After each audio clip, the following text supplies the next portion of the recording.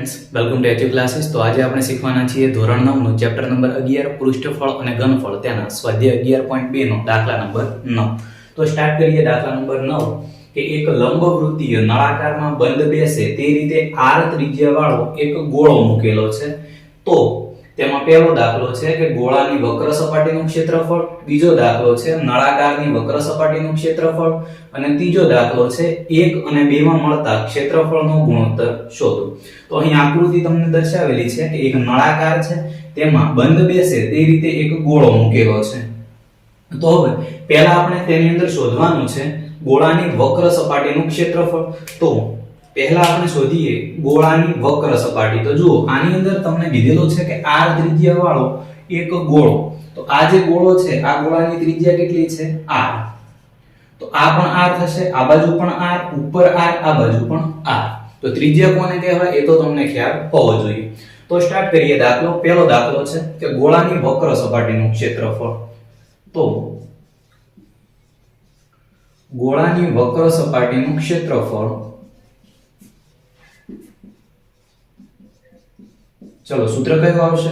સૂત્રો હવે તમને યાદ હોવા જોઈએ, 4πr²। થઈ ગયું। ચલો 4π ની કિંમત આપણે એમની એમ જ રાખીશું। r ગુણોત્તર હોય તો તમારે π ની કિંમત ક્યારે મૂકવાની નહીં। r તો r એટલે ત્રિજ્યા, ત્રિજ્યા આપણને આપેલી છે ના, શું કીધેલું છે? r જ લેવાનું કીધેલું છે।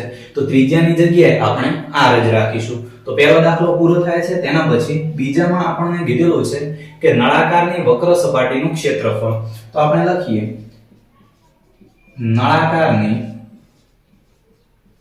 વક્ર સપાટીનું ક્ષેત્રફળ, તેનું સૂત્ર થશે 2πrh। ચલો 2πr, r સુધી એમના એમ રાખવાના છે। તો અહીં h વધારાનું છે, તો h ને આપણે શું કરીશું? તો h એટલે શું થાય? તો નળાકારની ઊંચાઈ। તો જુઓ, આ થશે નળાકારની ઊંચાઈ, જેને આપણે કહીશું h। તો આ થઈ ગયા ઊંચાઈ। ચલો હવે અહીં આપણને કયા સ્વરૂપમાં આપેલું છે? r ના સ્વરૂપમાં। તો આ h કેટલા થવાના છે? તો ધ્યાનથી જોજો કે આ શું થશે? આ જે છે તે થશે આ, કારણ કે આ શું છે? ગોળાની ત્રિજ્યા। એવી રીતે આ પણ શું થશે? r। ચલો r અને r બંને ભેગા કરો તો ટોટલ કેટલું થવાનું છે? 2r। તો h ની જગ્યાએ આપણે શું મૂકી શકીએ? 2r। તો આપણે મૂકી દઈએ 2πr, h ની કિંમત આપણે મૂકીશું 2r।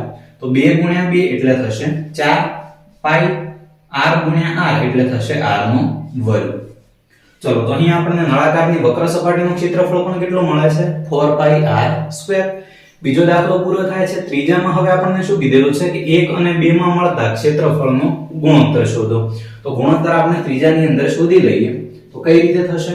ચલો હવે હું શોર્ટમાં લખીશ કે ગોળાની વક્ર સપાટીનું ક્ષેત્રફળ ભાગ્યા નળાકારની વક્ર સપાટીનું ક્ષેત્રફળ। તો ગુણોત્તર આપણે કઈ રીતે શોધીશું કે ગુણોત્તર તમારે લખવાનું રહેશે કે ગોળાની વક્ર સપાટીનું ક્ષેત્રફળ ભાગ્યા નળાકારની વક્ર સપાટીનું ક્ષેત્રફળ। ચલો ગોળાની વક્ર સપાટીનું ક્ષેત્રફળ આપણને મળે છે 4πr² ભાગ્યા નળાકારની વક્ર સપાટીનું ક્ષેત્રફળ પણ આપણને મળે છે 4πr²। ચલો બંને કેન્સલ આઉટ થાય છે, તો ગુણોત્તર આપણને કેટલો મળશે? ઉપર પણ 1 વધે અને ભાગાકારમાં પણ 1 વધે। તો 1 ભાગ્યા 1 એટલે ગુણોત્તર થશે 1:1। તો આ થશે આપણો ફાઇનલ આન્સર। તો અહીં આપણો સ્વાધ્યાય 11.2 નો દાખલા નંબર 9 પૂરો થાય છે અને તેની સાથે આપણું સ્વાધ્યાય 11.2 પણ પૂરું થાય છે।